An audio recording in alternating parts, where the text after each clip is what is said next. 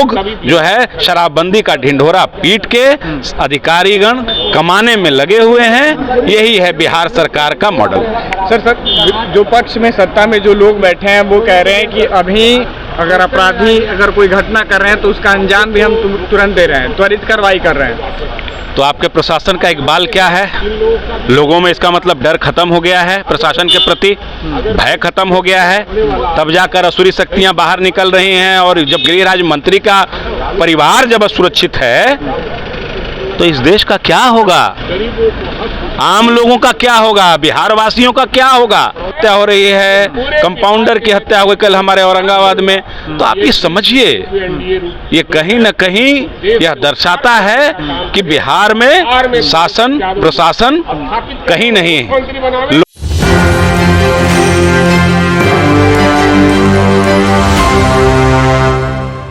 बिहार में law and order को लेकर लगातार सवाल अब उठने हो गए हैं, चाहे विपक्ष के लोग हों, चाहे प्रशासन की बात करें या फिर कुछ और। अभी इस वक्त की सबसे बड़ी खबर आई है कि बिहार में नित्यानंद राय के भांजे को गोली मारकर हत्या कर दी गई। इसी मामले को लेकर हमारे साथ बातचीत करने के लिए विपक्ष दल के विधायक सर क्या कहिए? देखिए, निश्चित रूप से बिहार में प्रशासन का इकबाल खत्म हो चुका है और जंगल राज की स्थापना हो चुकी है।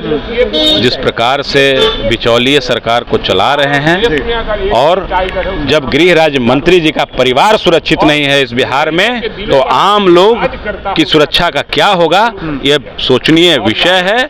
जंगल राज की शुरुआत हो चुकी है बिहार में और मुख्यमंत्री कुंभकर्णी निद्रा में सोए हैं। गृह राज्य मंत्री भाजपा से एनडीए का यहाँ शासन सत्ता है, डबल इंजन की सरकार है और गृह राज्य मंत्री जी के भांजे की हत्या हो जा रही है, उनकी बहन घायल है। तो आप ये सोच सकते हैं कि बिहार के आम जनों का क्या होगा। सर, इससे पहले एसआई की भी हत्या हुई थी लगातार होली के दौरान तो कितने एसआई की हत्या हुई, पुलिस के लोगों की हत्या हो रही है, दिन दहाड़े शोरूम लूट लिया जा रहा है, यूट्यूबर्स की हत्या हो रही है, कंपाउंडर की हत्या हो गई कल हमारे औरंगाबाद में। तो आप ये समझिए, ये कहीं न कहीं यह दर्शाता है कि बिहार में शासन प्रशासन कहीं नहीं है।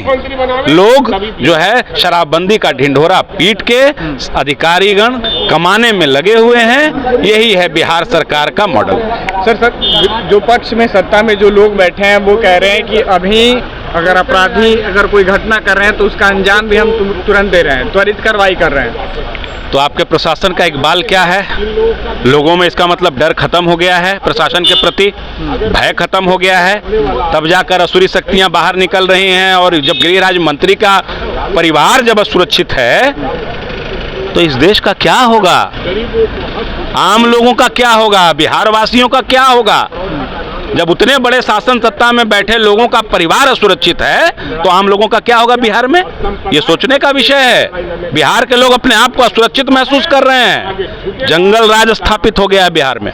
कुछ ही दिन पहले डिप्टी सीएम विजय सिन्हा का बयान आया था कि अगर जरूरत पड़ती है बिहार में अगर अपराधियों के इनकाउंटर करने की तो इनकाउंटर की जाएगी, लेकिन इसके बाद भी स्थिति थमती नहीं है। एडीजी ने भी इस मामले को संज्ञान में लिया और लगातार अभी भी जो अपराध का जो दर है वो बढ़ता जा रहा है। अरे भाई, पूरी प्रशासनिक जो संरचना है वो ध्वस्त हो चुकी है। सब लोग कंबल तान के सोए हुए हैं। इन लोगों को यह एहसास है कि जो गठबंधन है इनका, वो इनको चुनाव जिता देगा।